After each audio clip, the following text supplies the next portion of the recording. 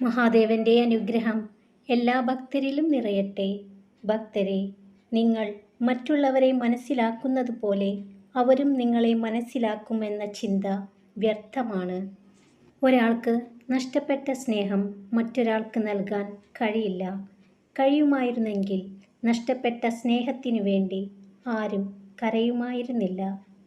ഒരു വ്യക്തി ചെയ്യുന്ന മോശം കാര്യങ്ങളിൽ ഒന്നാണ് തൻ്റെ പങ്കാളിയെ മറ്റുള്ളവരുടെ മുന്നിൽ പരിഹസിക്കുക എന്നത്. നിങ്ങളുടെ മനസ്സ് ഒരു ചേമ്പില പോലെയാകണം. വന്നു ചേരുന്നതിനെയെല്ലാം ഉള്ളിലേക്ക് കടത്തിവിടാതെ തഴുകിയിറക്കുന്ന ചേമ്പില പോലെ. എത്രമാത്രം അടുത്ത ബന്ധമോ സൗഹൃദമോ ആയിക്കൊള്ളട്ടെ, പരിധിയിൽ കൂടുതലായി ആരെയും ആശ്രയിക്കാതിരിക്കുക. എന്തെന്നാൽ നൽകുന്നവർ അതിൻ്റെ കണക്കുകൾ സൂക്ഷിക്കുന്നുണ്ടെന്ന് മറക്കാതിരിക്കുക. മിതമായ ആശ്രയങ്ങൾക്കാണ് ഹിതമായ ബന്ധങ്ങളെ നൽകാൻ കഴിയുന്നത്. ഭക്തരെ, ഒരുപകാരം സ്വയം ചെയ്യുക. എപ്പോഴും മറ്റുള്ളവർക്ക് നിങ്ങളെ ഉപയോഗപ്പെടുത്താൻ നിന്ന് കൊടുക്കാതിരിക്കുക. നിങ്ങളുടെ കുഞ്ഞുങ്ങൾക്ക് 2 കാര്യങ്ങൾ പകർന്നു നൽകുക.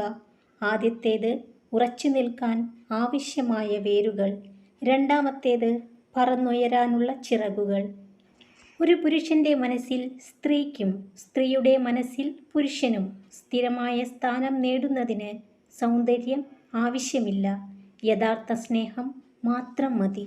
ഭക്തരെ, എല്ലാവർക്കും എല്ലാ സൗഭാഗ്യങ്ങളും ഈശ്വരൻ ഒരുമിച്ച് കൊടുക്കാറില്ല. മനുഷ്യനെപ്പോഴും ഇല്ലാത്തതിനെക്കുറിച്ച് വേവലാതിപ്പെടും.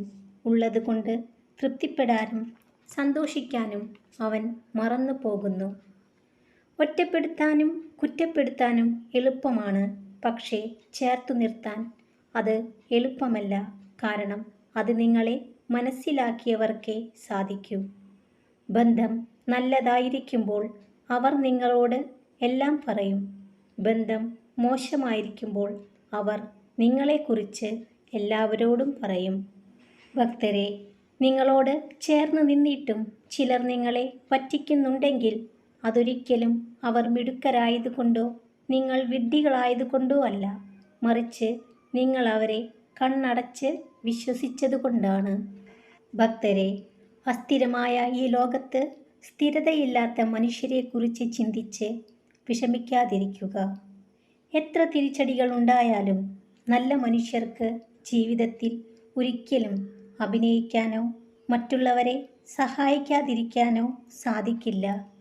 ചുറ്റിലും ഒരുപാട് പേർ നിങ്ങളെ തളർത്താൻ ശ്രമിക്കും. തളരണോ വേണ്ടയോ എന്ന് തീരുമാനിക്കുന്നത് നിങ്ങളാണ്.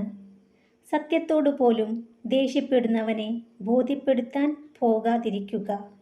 എത്ര തവണ ചതിക്കപ്പെട്ടാലും മറ്റുള്ളവരെ ചതിക്കാൻ പഠിക്കരുത്. അവരുടെ പാപത്തിൻ്റെ ഫലം അവർ അനുഭവിക്കുക തന്നെ ചെയ്യും. നിങ്ങൾക്കു വേണ്ടി സൃഷ്ടിച്ചതൊന്നും നിങ്ങൾക്ക് നഷ്ടമാവില്ല. നഷ്ടമായതൊന്നും നിങ്ങൾക്കു വേണ്ടി സൃഷ്ടിച്ചതുമല്ല.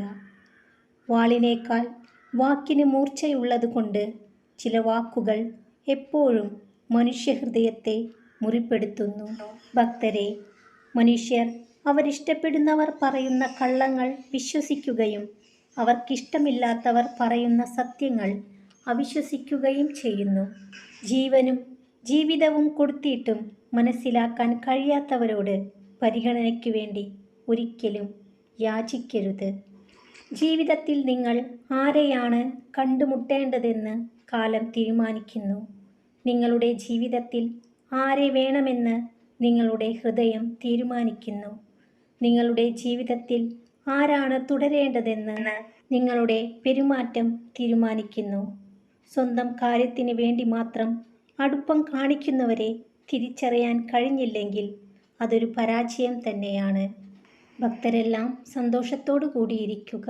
മഹാദേവന്റെ അനുഗ്രഹം എല്ലാ ഭക്തരിലും നിറയട്ടെ. ഓം നമഃ ശിവായ.